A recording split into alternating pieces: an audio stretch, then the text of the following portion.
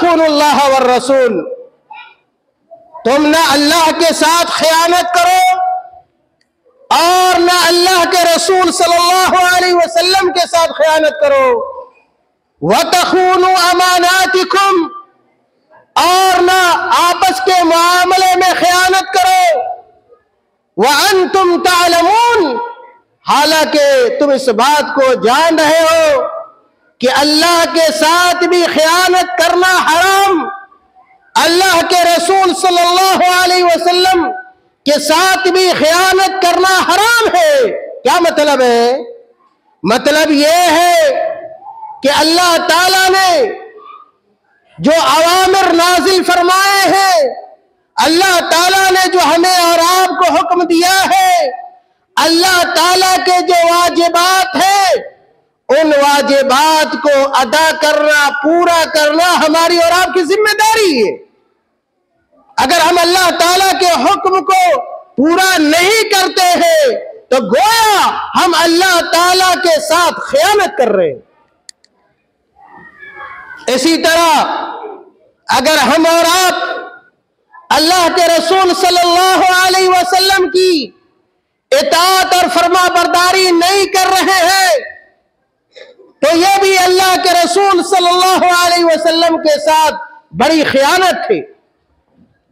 तीसरे नंबर पर अल्लाह ताला ने कहा वतखूनु अमानातिकुम, क्या मोमिनो, ऐ मुसलमानों, आपस में भी तुम लोग खयानत न किया करो।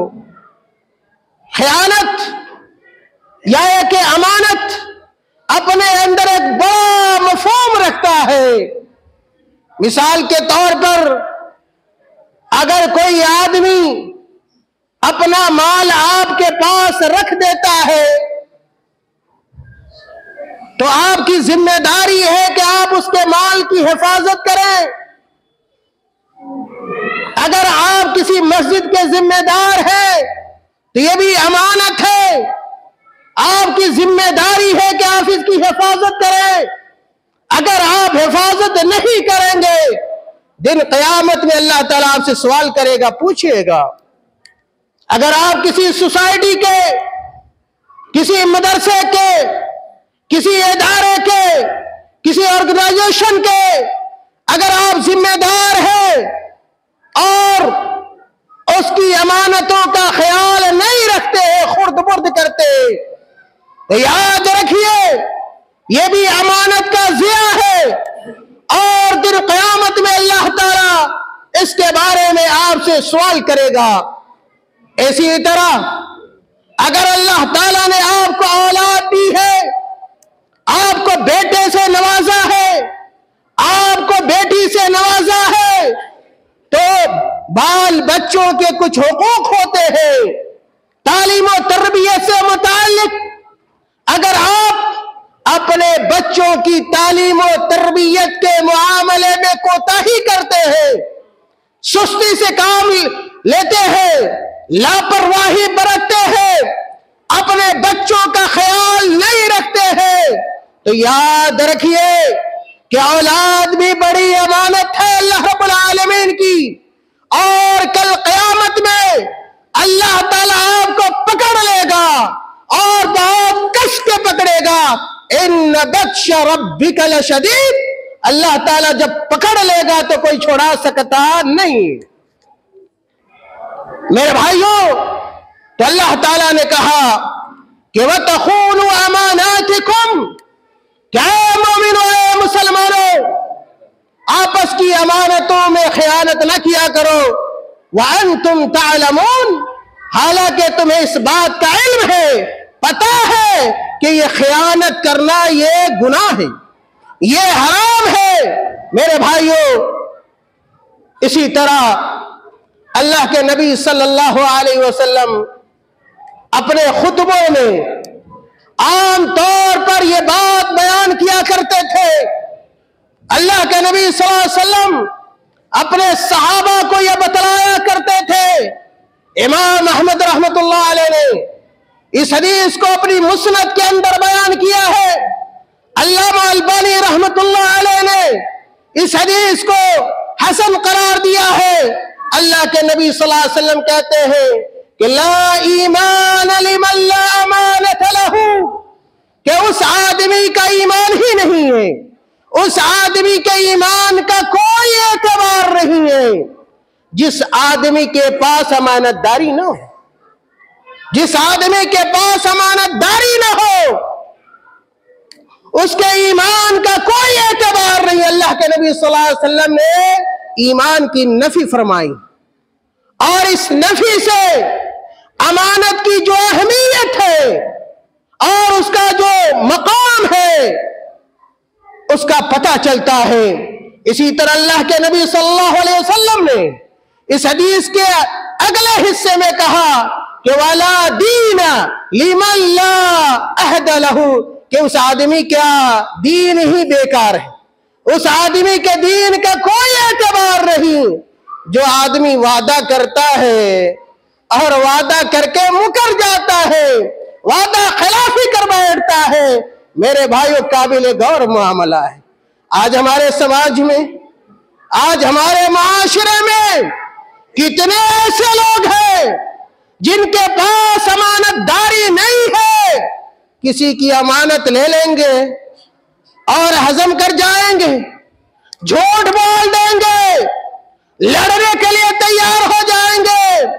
मेरे भाई याद रखिए, इस्लाम ने अमानत को बड़ी अहमियत दी और जैसा कि आपने सुना कि अगर आप अमानतदार नहीं है तो ऐसे आदमी का ईमान काबिल कबूल नहीं है। ऐसे बेशुमार लोग आपको समाज और माशरे में मिल जाएंगे जो वादा करेंगे, मुख्तलिफ किस्म के वादे होते हैं, फला काम करने का वादा, फला चीज दिलाने का वादा। और सबसे बड़ी खराबी जो आज हमारे मुआशरे के अंदर पनप रही है वो कुरूज के मामले में है, कर्ज के मामले में है। इसीलिए लोगों ने कर्ज देना बंद कर दिया है। हालांकि कर्जे हसना देना यह बड़ा सवाब का काम है, बड़े अजर का काम है, लेकिन लोग ऐसा वादा खिलाफी करने लगे हैं कि आपका कर्ज ले लेंगे और महीनों आपको दौड़ा रहे हैं।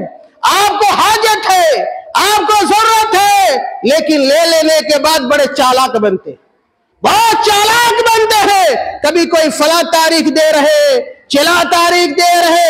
याद रखिए मेरे भाइयों, कर्ज का मामला भी बड़ा संगीन है, बड़ा खतरनाक है।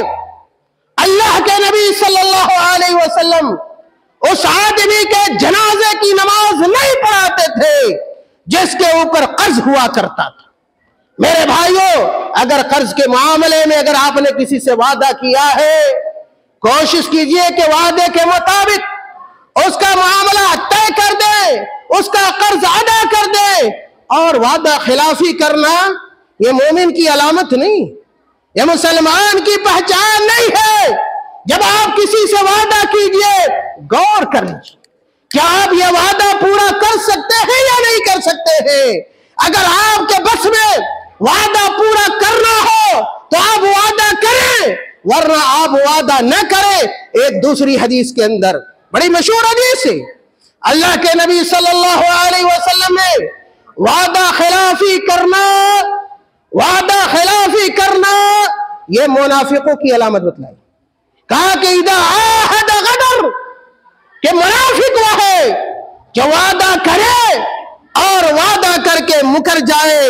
मेरे भाइयों, दरअसल मैं आपको ये बात बतला रहा था कि अगर अल्लाह ने आपको औलाद दी है, ये अमानत है अल्लाह ताला की तरफ से, इसका ख्याल रखना, औलाद को संवारना, उसकी बेहतर तालीम दिलवाना या देना और उसकी अच्छी तरबियत करना आपकी जिम्मेदारी है।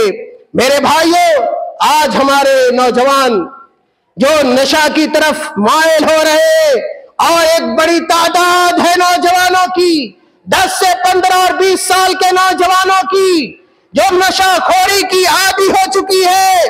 मेरे भाइयों, आखिर नशाखोरी की वबा नौजवानों में क्यों फैल रही है? इसके बहुत सारे असबाब हो सकते हैं।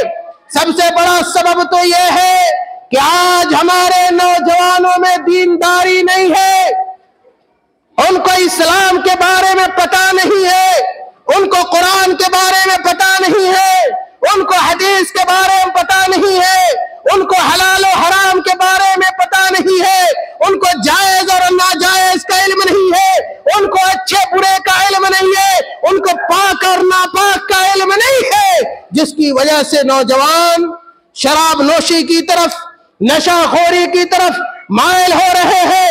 इसलिए कोशिश इस बात की करनी चाहिए कि हमारे मुआशरे के अंदर दीनी बेदारी पैदा हो, हमारे मुआशरे के अंदर इल्म, कुरान का इल्म और हदीस का इल्म और शरीयत का इल्म आए। जब दीन का इल्म आएगा, इस तरह की सारी बुराइयां इंशाअल्लाह खत्म हो जाएंगी। इसी तरह दूसरा जो बड़ा सबब है नशाखोरी के फैलने का, वह यह है कि आज हमारे नौजवान या हमारे बच्चे ये बुरे बच्चों के साथ रहते हैं, बुरे दोस्त के साथ रहकर अच्छे बच्चे भी खराब हो जाते हैं। इसलिए हर वालिदैन की जिम्मेदारी, हर माँ और बाप की जिम्मेदारी है कि अपने बच्चों की खबर रखें, अपनी औलाद की खबर रखें, ये देखे कि उनका बच्चा किसके साथ जा रहा है, किसके साथ आ रहा है, किसके साथ खेल रहा है, किसके साथ खा रहा है। इन तमाम चीजों पर निगाह रखना और अपने बच्चों को बुरे बच्चों से बचाना, बुरे साथियों से बचाना, बुरे दोस्तों से बचाना हर वालिदैन की जिम्मेदारी। मेरे भाइयों, इसी तरह बाज लोग ये समझकर भी नशा का इस्तेमाल करते हैं और शराब का इस्तेमाल करते हैं कि नशा इस्तेमाल करने से इंसान के अंदर ताकत आ जाती है, कुव्वत पैदा हो जाती है और उसके अंदर नशा जैसी कैफियत होती है। याद रखिए मेरे भाइयों, जो लोग नशा इस्तेमाल करते हैं, शराब के आदी हैं, आपको पता नहीं चल रहा है, लेकिन जाइए किसी डॉक्टर के पास जाकर अपना चेकअप करा लीजिए। आपको डॉक्टर यह बताएगा कि शराब पीने की वजह से, नशा इस्तेमाल करने की वजह से आपकी सेहत खराब हो रही है, आप अंदर से कमजोर हो रहे हैं। मेरे भाइयों, इसी तरह नशा के फैलने की चौथी वजह यह है कि आज वालिदैन अपने बच्चों के तई मुहतात नहीं, लापरवाह है। बेटा कहाँ है, बेटी कहाँ है, वालिदैन को कोई फिक्र नहीं है और अच्छी तरबियत का फुकदान। आज वालिदैन अपने बच्चों की अच्छी तरबियत नहीं कर रहे हैं, चुनांचा बच्चे आज हमारे मुआशरे के अंदर मुख्तलिफ गुनाहों के मुर्तकिब हो रहे हैं, नशाखोरी के आदी बन है। एक बच्चा है और रात के 12 बजे तक, 11 बजे तक, 2 बजे तक चौक पर घूम रहा है, चौराहे पर घूम रहा है, लुच्चे बच्चों के साथ है, लफंगो बच्चों के साथ है, लेकिन वालिदैन को कोई फिक्र नहीं। वालिद साहब सो रहे, वालिदा साहिबा सो रही हैं और बेटा सड़कों पे नशा इस्तेमाल करके बदमाशी कर रहा है और कोई खबर नहीं। ऐसे वालिदैन आज हमारे समाज के अंदर है, माशरे के अंदर है, जिसकी वजह से आज हमारा माशरा अब फासिद हो रहा है, खराब हो रहा है, बिगड़ रहा है और उसकी जद में वो लोग भी आ रहे हैं जो दीनदार लोग हैं, जो अच्छे लोग हैं। उन लोग का जीना दूभर हो गया है, मुश्किल हो गया है। मेरे भाइयों, इसलिए वालिदैन की जिम्मेदारियां बहुत ज्यादा है कि अपने बच्चों का ख्याल रखें। इसी तरह वालिदैन को चाहिए कि अपने घर के माहौल को बेहतर बनाए। आमतौर पर उस घर के बच्चे खराब हो जाते हैं जिन घरों में आपस के ताल्लुकात, मियां बीवी के ताल्लुकात और मां और बाप के ताल्लुकात अच्छे नहीं होते। वालिदैन के दरमियान हमेशा लड़ाइयां होती हैं, झगड़े होते हैं, गाली गलौज होता है और यहाँ तक के वालिदैन के माबैन तलाक की नौबत आ जाती है। वालिद किसी और से शादी कर लेता है, माँ किसी और के साथ शादी कर लेती है, और जो बच्चा होता है बिला गार्जियन के जिम्मे जिंदगी गुजारता है। और ऐसे बच्चे आमतौर पर नशाखोरी के शिकार हो जाते हैं। इसलिए अगर हम चाहते हैं कि हमारे घर के बच्चे अच्छे हों और साले हों, अच्छी तालीम हो, अच्छी तरबियत हो, तो वालिदैन को बहुत सारी कुर्बानियां देनी होंगी और देनी पड़ती हैं, तब उन घरानों के बच्चे अच्छे हुआ करते हैं। और सबसे अहम काम यह है कि मियां बीवी को चाहिए, शौहर को चाहिए और बीवी को भी चाहिए कि अपने घर के माहौल को पुरसुकून बनाए रखे और इत्मीनान बनाए रखे। अगर मामूली चीजें आए उनको नजरअंदाज कर दे। इसी तरह मेरे भाइयों, शराब नोशी और नशाखोरी के फैलने की एक बड़ी वजह, छठी वजह यह है कि आज हमारे मुआशरे में सोशल मीडिया ने भी बड़ा नुकसान पहुंचाया है। आज हमारे बच्चों के हाथों में ये मोबाइल है और वो मोबाइल का सही इस्तेमाल नहीं बल्कि गलत इस्तेमाल करते हैं। और इन मोबाइलों के जरिए दुश्मनों की ये कोशिश है कि मुसलमानों को दोबाला किया जाए, उनको बर्बाद किया जाए। खास तौर से नौजवानों को टारगेट किया जाता है। ऐसी चीजें मोबाइलों में आती हैं जो नुकसानदेह होती है।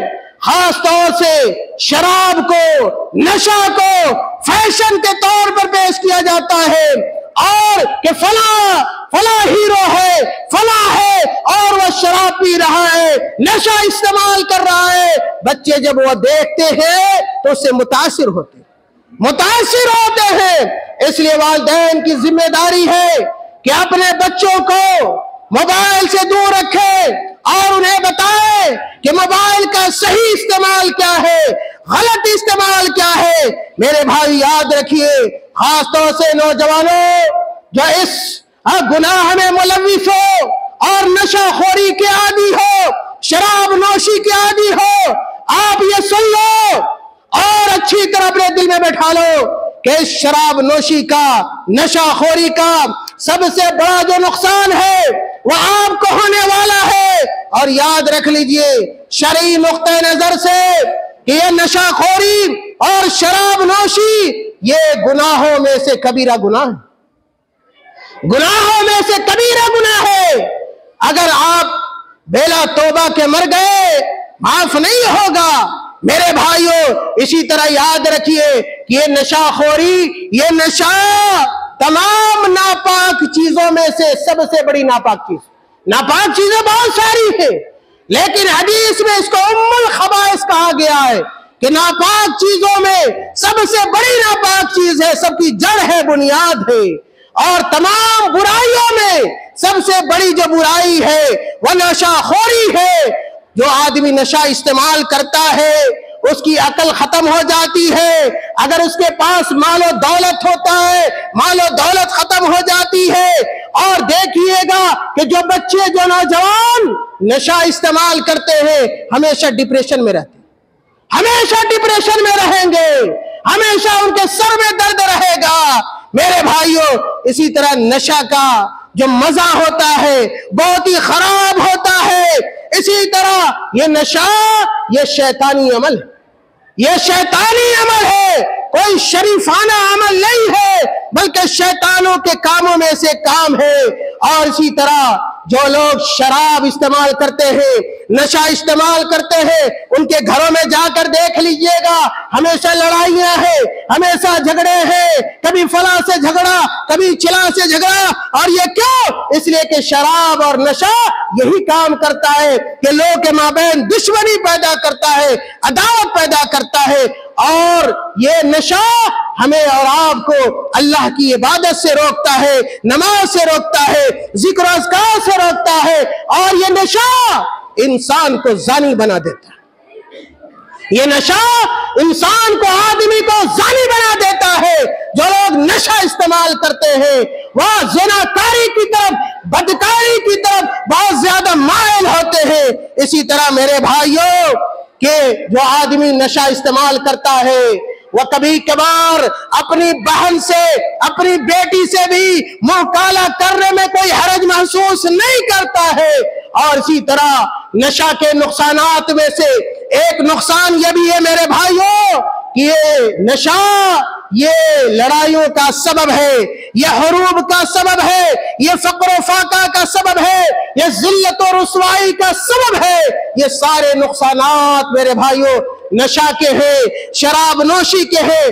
जरूरत इस बात की है मेरे भाइयों कि नशा की जो खतरनाकी है, शराब की जो खतरनाकी है, जो नुकसानात है, उन चीजों को हम समझें और अपने दिलों में उतारने की कोशिश करें। हमारे गार्जियन हजरात भी समझे और अपने बच्चों को महफूज रखने की कोशिश करें, और हमारे नौजवान भी दिल के कानों से इन बातों को सुने, दिल के कानों से इन बातों को सुने, और हमेशा के लिए आप अपने दिल में इसको बैठा लीजिए और याद रख लीजिए कि ये नशा है, ये नशा हराम है, ये नशा हराम है और ये जायज नहीं है। बल्कि हर वह चीज जिसमें मामूली भी नशा हो, चाहे बहुत सारे लोग पान की शक्ल में जर्दा इस्तेमाल करते हैं, इसी तरह कोई और चीज इस्तेमाल करते हैं जिसमें खैनी है, ये सारी चीजें जिसमें नशा हो, याद रखिए ये हराम है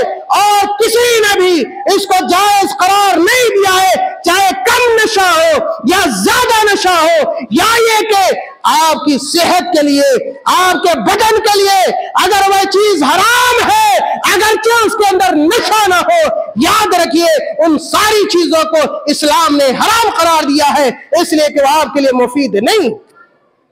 मेरे भाइयों, अल्लाह ताला से दुआ करें कि अल्लाह ताला हमारे नौजवानों की हिफाजत फरमा ले, अल्लाह ताला हमारे वालिदैन को भी अक्ल सलीम अता फरमाए ताकि वो अपने बच्चों की अच्छी तालीम और तरबियत का इंतजाम करे।